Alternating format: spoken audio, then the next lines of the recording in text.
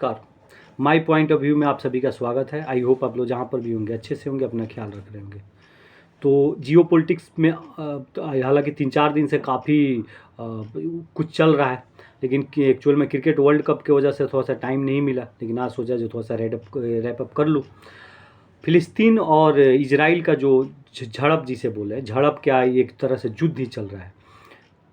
यह सब्जेक्ट काफ़ी मतलब गंभीर होते जा रहा है। आज युद्ध का 5वां दिन है और हालांकि फिलिस्तीनियों ने इजराइल पे इस बार क्या नाम है कि ज़्यादती किया है, इसमें कोई शक नहीं। इजराइल ने कोई मतलब फर्स्ट उसने कोई गलती नहीं की। उसके कंट्री में घुस के एक टेररिस्ट अटैक करके और काफ़ी लोगों को करीबन अभी तक 2003 से लेकर अभी तक 20 साल में इस तरह की छोटी मोटी संघर्ष चलते रहता है फिलिस्तीन और इजराइल के बीच में, लेकिन कुल मिला के 3-3.5 से इजराइल के लोगों की जान गई थी। और सिर्फ सैटरडे को, इस सप्ताह सैटरडे को जो टेररिस्ट अटैक हुआ फिलिस्तीनियों का, फिलिस्तीन की एक आतंकवादी संगठन है जो फिलिस्तीनियों का मतलब जिस पे सा है या फिलिस्तीनियों का जिस पे समर्थन है, हमसा उसे बोलते हैं, हमसा ने वो अटैक किया था और करीबन 750 से 900 लोगों को मार दिया सब, जिसमें 150 से 200 बच्चे हैं, 200 के आसपास औरत हैं, लड़कियां हैं। तो इसका एक्शन का रिएक्शन तो आना था। तो एक्शन का रिएक्शन यह हुआ कि पीछे 3 दिनों से इजराइल जो है फिलिस्तीन पे बमबारी कर रहा है और एक तरह से गाजा जो सिटी है कि फिलिस्तीन का गाजा काफ़ी बढ़िया सिटी था, उसको एकदम नेस्तनाबूद कर दिया है। मतलब आने वाले कुछ सालों तक वहाँ पे एक मतलब मैं क्या बताऊँ, एक पेड़ का उगना भी मुश्किल हो गया है जैसी सिचुएशन है। और जहाँ तक हम लोग पढ़े हैं फिल्म इजराइल के बारे में, यहूदियों के बारे में, वह चुप रहने वाले नहीं हैं। सब लोग जानता है कि अमेरिका का या पश्चिमी जो देश हैं यूरोप की उस पर सह है, लेकिन अगर बात इजराइल की हो, अगर किसी भी कारण से अमेरिका या यूरोप उसे बोले भी कि जाने दो, तुम छोड़ दो, इस बार छोड़ दो, वो नहीं छोड़ने वाला है, वो नहीं बात मानेगा। जबकि सब लोग जानता है कि अमेरिका और यूरोप जो कहेगा वो इजराइल करेगा। लेकिन बात अगर उस पर आ जाती है, बात इजराइल पे हो, इजराइल की किसी भी तरह से इजराइल उसमें तो वह किसी के नहीं सुनता है सब। तो यह रुकने वाला तो है नहीं, रुकेगा तभी जब इजराइल पूर्ण रूप से इसको बदला लेगा। या अभी तक मतलब अनऑफिशियल, ऑफिशियल तो फिलिस्तीन के लगभग 2 से 2.5 हज़ार लोग मर रहे हैं, लेकिन अनऑफिशियल 5 से 7 हज़ार लोग की जान हो गई है फिलिस्तीनियों की। लेकिन इसमें कर क्या सकता है, कोई कुछ नहीं कर सकता। हालांकि अगर देखा जाए तो मिडिल ईस्ट या पूरी वर्ल्ड को देखा जाए तो 2 हिस्सों में बट गया है। 70% जो कंट्री है वो इजराइल को सपोर्ट कर रहे हैं। इजराइल को सपोर्ट करना एक मतलब लाजमी बात हो गई है ना, क्योंकि इजराइल पर अत्याचार हुआ, सब कुछ देख रहा है इजराइल पर अत्याचार हुआ है। कुछ मुस्लिम कंट्री हैं जिसमें पाकिस्तान आता है, वह सिर्फ धर्म के नाम पे जी हाँ जी फिलिस्तीन में मुस्लिम है, तो इसलिए हम इस बात को हम नहीं मानना चाहिए। भारत की जहाँ तक बात है, भारत ने भी ये घटना होते ही भारत के प्रधानमंत्री नरेंद्र मोदी ने तुरंत इस घटना को कंडेम किया। और हम सब लोग जो भी भारतीय हैं, चाहे किसी भी धर्म से आते हैं, हम लोग का कर्तव्य बनता है कि इस तरह की किसी भी आतंकवादी जो घटनाएं हैं विश्व के किसी भी कोने में होती है उसे कंडेम करें, क्योंकि इंसानियत से बड़ा धर्म कोई धर्म नहीं होता है। सबसे बड़ा धर्म इंसानियत। हम यही जानते हैं, हम एक इंसान के रूप में मेरा जन्म हुआ, उसके बाद में मुझे पता चला मैं किस धर्म से हूँ, किस जाति से हूँ, किस संस्कार से हूँ। तो अगर सबसे फर्स्ट लेसन इंसानियत ही अगर इंसान भूल जाता है तो मेरी बिलीव है कि वो फिर अपने किसी भी धर्म का पालन वह नहीं कर पाएगा। इसलिए सबसे बड़ा धर्म इंसानियत की धर्म है। एक इंसान को, जीता जाता इंसान को अगर मारना, इससे बड़ा पाप, मेरे शब्द में पाप, इससे बड़ा पाप कोई नहीं हो सकता है। तो फिलिस्तीन हमसा ने किया है। अब इसमें भारत की स्टैंड जो है, भारत ने खुल के सपोर्ट किया। हालांकि करना चाहिए, विश्व के लगभग सभी कंट्री को करना चाहिए। तो इसमें भारत और इजराइल की एक संक्षिप्त में क्या रिलेशन रहा है अभी तक, उस पर मैं थोड़ा सा आप लोग की जो नॉलेज है उस तरफ ले जाना चाहता हूँ। एक्चुअल में 1948 में हमारी आज़ादी के 1 साल बाद इजराइल भी अब एक देश के रूप में उभरा। इजराइल कोई मतलब परतंत्र नहीं था या कोई नहीं, एक मिडिल ईस्ट जो है, मध्य एशिया, उसमें एक जगह है फिलिस्तीन, मतलब यहाँ पे सऊदी अरब और तुर्की के बीच में, वहाँ पे काफ़ी यहूदी होते थे। तो बाद में उस समय उस संघर्ष चला मुस्लिम और यहूदियों के बीच में। तो उस वहाँ पे जो कंट्री था फ़िलिस्तीन के नाम से बोला जाता था, फ़िलिस्तीन मुस्लिम कंट्री होती थी उसमें, लेकिन जनसंख्या ज़्यादा यहूदियों की थी। तो यहूदियों ने उसे एक अपना कंट्री बना लिया जिसका नाम रखा इजराइल, और उसका उस पे सह जो था अमेरिका और यूरोप का था, तो बन गया। लेकिन धर्म के आधार पे बना, इसलिए उस समय तत्कालीन भारत के प्रधानमंत्री जवाहरलाल नेहरू ने इसका विरोध किया, क्योंकि हम लोग भी उससे पीड़ित थे, हमारा भी देश धर्म के नाम पे बटा था। तो उन्होंने कहा कि धर्म के नाम पे किसी भी देश का बनना या उदय होना यह अच्छी बात नहीं है, इसलिए भारत ने इसे स्वीकार नहीं किया। तो 1948 में इजराइल के अस्तित्व में आने के 2 साल के बाद 1950 में भारत ने उसे एक देश के रूप में मान्यता दिया, 1950 में, जो कि नन अरब देश में अगर देखा जाए तो सबसे लास्ट कंट्री था, बाकी सब नन अरब दे चुके थे मान्यता, भारत सबसे अंतिम देश हुआ जो इसको मान्यता दिया। लेकिन मान्यता तो दे दिया लेकिन कोई रिलेशन नहीं, यहाँ तक कि दूतावास तक भारत ने नहीं खोला। दूतावास कब खोला गया? 42 ईयर बाद, 1992 में। 1950 में मान्यता देने के बाद भी भारत हमेशा मतलब अप्रत्यक्ष रूप से फ़िलिस्तीन को सपोर्ट करता था। फ़िलिस्तीन की जब से इजराइल का उदय हुआ तब से फ़िलिस्तीनियों ने एक लिबरेशन ऑर्गेनाइजेशन बनाया जिसका नाम फ़िलिस्तीन लिबरेशन ऑर्गेनाइजेशन रखा, जिसके PLO बोलते हैं। तो भारत ने PLO को एक पार्टी के रूप में मान्यता दिया और PLO से बोला कि आप न्यू दिल्ली में अपना एक दूतावास खोलो, हालांकि उसने खोला नहीं। लेकिन भारत इजराइल को सपोर्ट नहीं करता था। हालांकि मैं एक बात और बताऊं, इतिहास पढ़ने पे पता चलता है ना, भारत पे जब भी मुश्किल पड़ा, चाहे 1962 हो चाइना से युद्ध, चाहे 1965 हो पाकिस्तान से युद्ध, चाहे 1971 हो पाकिस्तान से युद्ध, इजराइल ने खुल के भारत का समर्थन किया। और समर्थन ही नहीं किया, अपना हथियार भी भारत को दिया।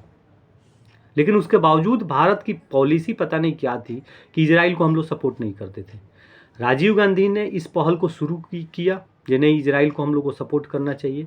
और राजीव गांधी की हत्या के बाद में PV नरसिम्हा राव जब 1991 के चुनाव में प्रधानमंत्री बने तो उन्होंने 1992 में इजराइल को मान्यता दिया। हालांकि 1953 में जो भारत ने 50 में मान्यता दे दिया था, तो 1953 में भारत ने उसे मुंबई में एक कंसुलेट ऑफिस खोलने की अनुमति दी, लेकिन इजराइल नहीं खोला। इजराइल कहता था हमें न्यू दिल्ली में आप हमें अपना दूतावास खोलने का अपन दो, लेकिन भारत नहीं देता था। तो 1992 में पहली बार भारत ने इजराइल में अपना दूतावास खोला और इजराइल ने भी आके दिल्ली में अपना दूतावास, मैंने वहाँ से एक रिलेशन शुरू हुआ। और उसके बाद में 2003 में सबसे फर्स्ट 2003 में एरियल शेरोन, वहाँ के प्राइम मिनिस्टर जो थे, वो फर्स्ट प्राइम मिनिस्टर हुए जो भारत का विजिट किए और उनको विजिट कराए भारत के उस समय के तत्कालीन प्रधानमंत्री स्वर्गीय भारत रत्न अटल बिहारी वाजपेयी साहब ने।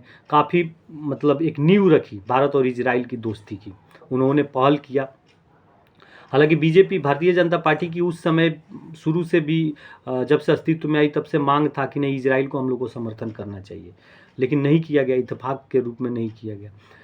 और 2014 तक ऐसे ही रिलेशन रहा। अगर कोई भारत से इजराइल या फ़िलिस्तीन के यात्रा पे जाता था तो दोनों कंट्री में जाता था, क्योंकि कहीं डर था जब हम इजराइल जाएंगे तो फ़िलिस्तीनी नाराज़ हो जाएंगे, फ़िलिस्तीन जाएंगे। अब एक छोटा सा जगह बच गया है जिसे फ़िलिस्तीन के लिए इजराइल ने छोड़ दिया है, बाकी पूरे एरिया को इजराइल खुद ले लिया है और इजराइल इसी के लिए संघर्ष चलता है। फ़िलिस्तीनी कहते हैं, वहाँ के मुस्लिम जो बच गए कहते हैं नहीं, पूरा एरिया हम लोग का, हम लोग फ़िलिस्तीनी हैं, यहूदी का कोई यहाँ पे ही नहीं है।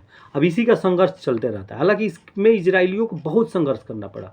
इजराइल की हिस्ट्री आप देखिएगा, इजराइल में एक संविधान है कि वहाँ पे कोई भी लड़का हो या लड़की हो, जन्म होता है 18 साल के बाद में उसको 3 साल आर्मी ज्वाइन करना पड़ता है। 3 साल वह देश की सेवा करता है, आर्मी की ट्रेनिंग लेता है और 3 साल वह अपनी देश की सेवा करता है, मतलब सेल्फ डिपेंडेंट बनाने के लिए, ताकि अगर ज़रूरत पड़े तो हर नागरिक योद्धा के रूप में युद्ध करे। चारों ओर से घिरा हुआ है, मतलब दूसरे धर्म के लोगों के बीच में, और पर डे उस पर पता नहीं कितनी मिसाइल अटैक होती है। लेकिन उसने एक बात ये कि किसी भी कंट्री की माइंड, उसकी टेक्नोलॉजी, उसकी साइंस या उसकी अचीवमेंट को कोई रोक नहीं सकता है ना। उन्होंने अचीव किया। टेक्नोलॉजी में बहुत आगे निकल गया है इजराइल, एक से एक चीज़ बनाता है। अब उसने ऐसा उसने डिफेंस सिस्टम बना लिया है कि दिन भर में कितना भी मिसाइल अटैक होते रहता है उसको कवर कर लेता है। हालांकि मैं एक मैगजीन पढ़ रहा था, उसमें पता चला एक रॉकेट को प्रोटेक्ट करने में करीबन $1 लाख का खर्च है। वो बैटरी का सिस्टम जो बनाया जिस जो रोकता है, लेकिन उतना पैसा खर्च करता है वो, अपने दो लोगों को बचाता है। अब उस दिन फेलियर कहेंगे, वहाँ की जो जांच एजेंसी है उनकी फेलियर कहेंगे, या जो भी चीज़ है, हमसा ने अटैक कर दिया और बहुत सारे निर्दोष लोगों को मारा, इसमें कोई शक नहीं। भारत का फर्स्ट विजिट, भारत के किसी भी प्राइम मिनिस्टर का फर्स्ट विजिट 2017 में अभी तत्कालीन प्रधानमंत्री नरेंद्र मोदी साहब ने किया, इजराइल की जो फर्स्ट विजिट है। और नरेंद्र मोदी साहब और अभी के जो वहाँ के प्राइम मिनिस्टर हैं बेंजामिन नेतन्याहू, इनके बीच में काफ़ी गढ़ी दोस्ती भी मानी जाती है, काफ़ी अच्छी दोस्ती है। तो इन दोनों के बीच केमिस्ट्री अच्छी है, ये दोनों आपस में इन लोग की बातचीत होती रहती है। कल आज का मैं न्यूज़ देख रहा था, कल ट्यूसडे को उन्होंने फ़ोन किया था, नेतन्याहू साहब ने फ़ोन किया था मोदी जी को, सारी अपडेट दी है क्या हो रहा है क्या नहीं हो रहा है क्या। उसके बाद में भारत और इजराइल काफ़ी कुछ कनेक्टिविटी, बहुत सारे भारत और इजराइल के बीच में बहुत सारी मतलब अपडेट, बहुत सारी जो है एक दूसरे से सहायता, एक दूसरे बिजनेस का भी डील है। जैसे कृषि के क्षेत्र में एक दूसरे की सहयोग, बहुत सारे पैसे इन्वेस्टमेंट हुए हैं, साइंस एंड टेक्नोलॉजी के मामले में, और आपको और भी बहुत सारे हैं। I2U2 मतलब I2U2 एक ग्रुप बना है। I2 का मतलब इंडिया और इजराइल, U2 का मतलब USA और आपका USA United state of America और UAE, ये चारों मिलके I2U2 का गठन हुआ है। हालांकि एक समय था कि UAE जो है संयुक्त राष्ट्र अमीरात, यह मान्यता ही नहीं देता था, लेकिन अब एक्चुअल में वहाँ के भी जो MBS हैं मोहम्मद बिन सलमान, उनको बात समझ में आ गई है कि आज के जो समय है या जाति धर्म पे चलने वाली नहीं है, अब अपने आप को बड़ा बनाने की, मार्केटिंग की, बिजनेस की अब टाइम है। तो उन्होंने इजराइल के साथ काफ़ी कुछ रिलेशन सुधारने की भी कोशिश की है। इसमें दो कंट्री हैं, एक तो पाकिस्तान और एक ईरान। इसको पता नहीं इजराइल से क्या प्रॉब्लम है, लेकिन जो भी है इजराइल के साथ अच्छा नहीं हुआ। चाहे जो भी, फिलिस्तीनियों की मांग शायद अपनी जगह पे सही हो सकती है, मैं इस बात से इनकार नहीं कर सकता, हो सकता है उनकी मांग सही हो, लेकिन यह जो ढंग था यह सही नहीं था। आप किसी का जान लेके, किसी के बच्चे की, किसी की बीवी की, किसी के माँ के, किसी के बेटे की जान लेके आप कोई अपना विरोध प्रदर्शन नहीं आप प्रदर्शित कर सकते हैं। विरोध प्रदर्शन का मतलब हुआ आप विरोध करो, आप प्रदर्शन करो, आप UNO में जाओ, आपको जहाँ जाना है जाओ, आप स्ट्रगल करो। किसी का जान लेने का अधिकार किसी के पास नहीं है। तो हमसा ने गलत किया है और हमसा को यह काफ़ी महंगा भुगतना पड़ेगा। और हमसा को क्या भुगतना पड़ेगा इसमें, मैं अभी भी कह रहा हूँ, भुगतेगा तो फिलिस्तीन की निर्दोष जनता। मतलब सारे फिलिस्तीनी तो हमसा में नहीं है, वहाँ वो सब तो भाग गए होंगे या अंडरग्राउंड हो गए होंगे। जो निर्दोष, जिसको पता नहीं है, हम अपना दिन भर मजदूरी करके अपने बाल बच्चे का पालन पोषण, ऐसे लोग मरते हैं, उनके बच्चे मरते हैं। तो युद्ध तो किसी भी देश के लिए, किसी भी कंट्री के लिए, किसी भी धर्म के लिए अच्छा नहीं है। कौन सा धर्म कहता है कि किसी की औरत की, किसी की लड़की का गर्दन काटो, किसी के बच्चा का गर्दन काटो और स्लोगन में नारा लगाओ? कितनी शर्म की बात है वैसे लोगों के लिए, जो लोग ऐसा काम करते हैं। हम और हमारे साथ पूरी हमारी देश, या आप जितने भी लोग हैं पूरे वर्ल्ड में, अराउंड द वर्ल्ड, इस तरह की घटना का कंडेम करते हैं। ये हमारा अधिकार है, चाहे कोई भी जाति का हो, कोई भी धर्म का हो। तो एक छोटा सा संक्षिप्त विवरण था। अभी बहुत सारे क्वेश्चन हो रहे हैं कि भारत इस तरह पहली बार स्टैंड लिया है जो इजराइल के साथ में खड़ा हुआ है। होना चाहिए, विश्व के किसी भी कोना में अगर किसी के साथ गलत होता है, नाइंसाफ़ी होती है, तो खड़ा होना चाहिए। अब कोई दूर नहीं है, सोशल मीडिया का समय है, 5G का टाइम है। अब कोई दूर नहीं, अमेरिका में अभी क्या होता है 1 सेकंड में इंडिया पूरे वर्ल्ड को पता लग जाती है। इसलिए कोई दूर नहीं है, पूरी दुनिया जो है एक फैमिली है। इसलिए कहीं पे किसी के साथ कोई भी नाइंसाफ़ी हो, पूरी दुनिया को एक साथ खड़ा होना चाहिए। आज के लिए बस इतना ही, फिर कोई अपडेट जो आती है फिर कल देखते हैं ये इजराइल कब तक अपनी, मतलब जो नुकसान हुआ है या जिस भी भाषा में हम बताएं, इजराइल को जो भी नुकसान हुआ इसका कब तक खमियाजा या हर्जाना भुगतान कराता है फिलिस्तीनियों से। अपना ख्याल रखिए। नमस्कार, शुभ रात्रि।